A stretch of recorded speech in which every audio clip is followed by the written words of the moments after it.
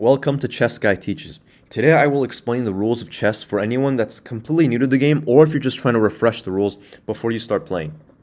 So what is chess? Chess is a board game that is played between two players. It's played on a chessboard which is made of 64 individual tiles called squares. So here you can see I've set up a digital chessboard for this video. One person controls the 16 white pieces and the other person controls the 16 black pieces. This means that in total, there are 32 pieces on the board at the start of the game. The 16 pieces are divided into 8 pawns. So these are the white pawns and these are the black pawns. 2 rooks, 2 knights, 2 bishops, 1 queen, and 1 king. So here you can see how the chessboard is set up at the beginning of the game. We'll talk more about this later.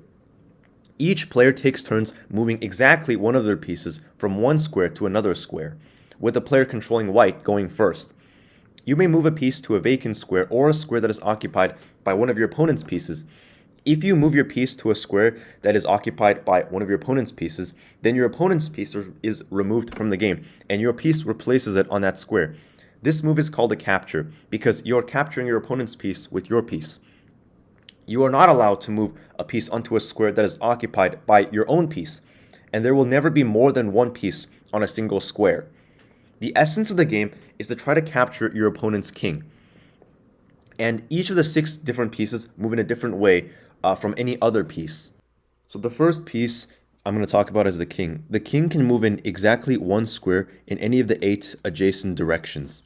And it's the same for both kings. So the black king can go to any of these squares right here.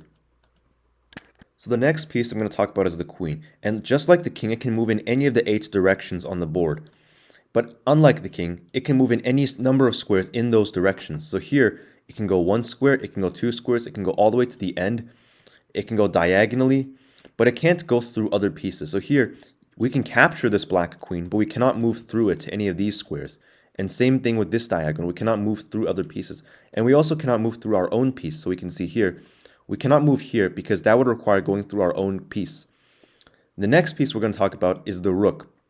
Now the rook can only move in 4 directions. It can only move in straight lines and any number of squares in those straight lines. It can go 1 square, 2, all the way to the end.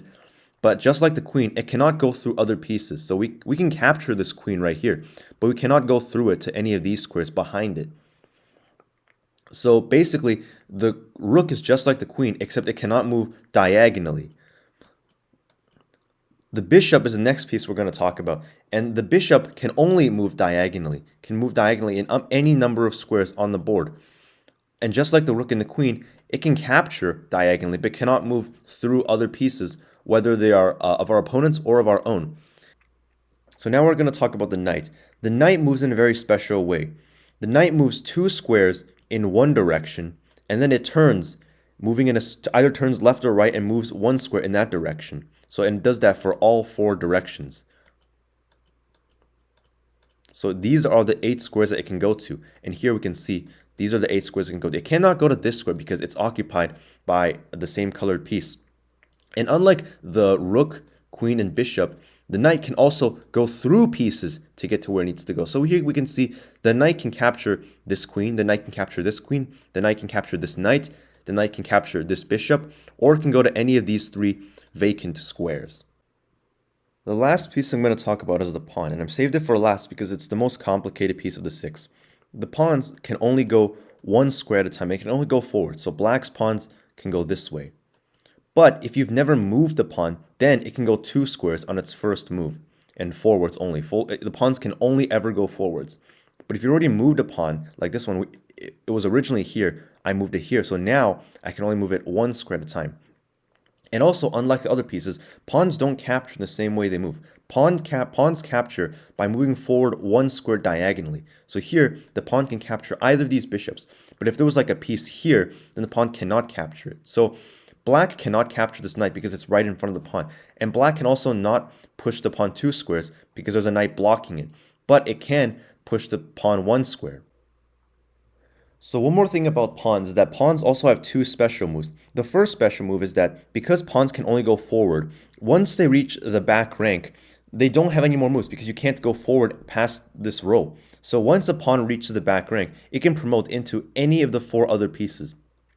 This counts as a move. So once you push a pawn to your opponent's back rank, you must promote it to either a queen, a rook, a bishop, or a knight. But usually you want to do a queen because it's the most powerful piece. And for black, it's the same thing. Black can push a pawn to your back rank and then promote into any of these 4 pieces. You can promote to a knight or you can promote to a bishop. And the last special move that pawns have is that pawns can capture what's called en passant. So basically, here we can see if we push this pawn 1 square, it can be captured by the black pawn. So we want to push it 2 squares so it can no longer be captured by the black pawn. So here's where the rule en passant comes in. If you push a pawn 2 squares, when you push it 1 square, it can be captured. When you push it 2 squares, black can also capture it. The captured pawn ends up here, and your pawn is now gone.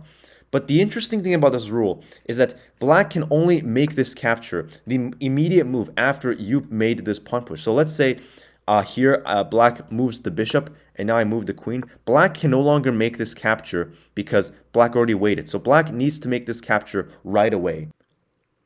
So we just talked about how pawns have 2 special moves, which is capturing en passant and promoting. No other pieces can promote and no other pieces can capture en passant. However, pawns are not the only piece with special moves. Both the king and the rook also has a special move known as castling. And basically, instead of moving your king 1 square in either direction, the king moves 2 squares either to the left or to the right, and then the game slides your rook over, and this is known as castling. And black can do the same thing. Black can move the king over 2 squares, and then the rook just slides over. And this move you can only do if neither your king nor your rook has previously moved in the game. If you've already moved your rook here and back, you can no longer castle. If you move your rook or king at all, you can no longer castle. Also, if your king is currently under attack by another piece, you cannot castle. If after castling, your king ends up in a square where it's attacked by an enemy piece, you cannot castle. Also, if the square between your king's first square and destination square is attacked by a piece, you cannot castle. So here we can see, let's say I castle. Black cannot castle in this direction because the king would have to go through this square, which is attacked by my rook. And finally, you also cannot castle if there's a piece between your king and your rook. So here, if we were to castle this way, then the king would end up here and the rook would end up here. And this knight would not be interfering, but we still can't castle because there can't be any pieces between the king and the rook. So we talked about how the pieces move and how the game works. Now, how does the game end? The game ends when one person cannot move any of their pieces. So in this position, if it was black's turn to move, black's only piece is the king, but it cannot move the king. It cannot move here because it's being attacked by the queen. He cannot go here because it's attacked by both of white's pieces, and he cannot go here because this square is attacked by white's king. And black's king is not currently attacked by any of white's pieces, and black cannot make any moves. This is known as stalemate, when it's your turn to move, and you cannot move any of your pieces, and your king is not currently being attacked by anything. So in this position, if it was black's turn to move, black would be stalemated, and the game would be a draw. Stalemates are draws. But in this position, if it was white's turn to move, white can move the queen here. And now in this situation, it's the same thing. Black's king cannot go to any of these squares because they're all attacked by white's piece. But the important thing is that black is currently being attacked by white's queen. So in this position, black actually loses the game because he cannot make any moves, but his king is also being attacked. This is known as checkmate.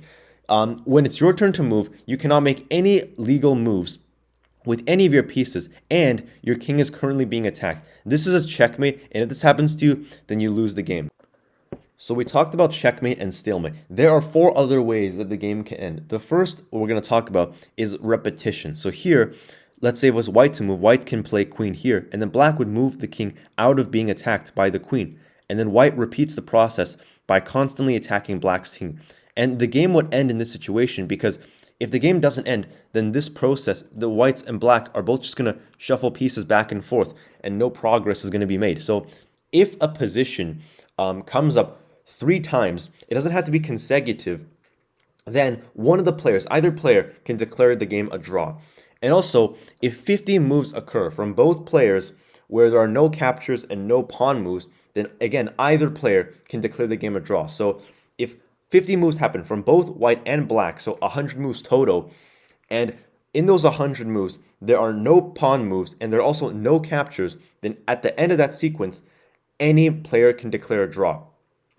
And there are two other ways that a game of chess can end. The two players can agree to draw, in which case the game is declared a draw and the game ends. The last way is if a player feels that they have no chance to win, they can voluntarily resign the game, which means that they surrender the game, their opponent wins, and the game ends to avoid wasting time playing dead lost position. So that's it for this video. If you learned something, click the like button. If you want to see future videos from this channel, I know this is my first video I've ever posted, subscribe. If you have any suggestions for videos I can make in the future, drop in the comments. I'd love to read them.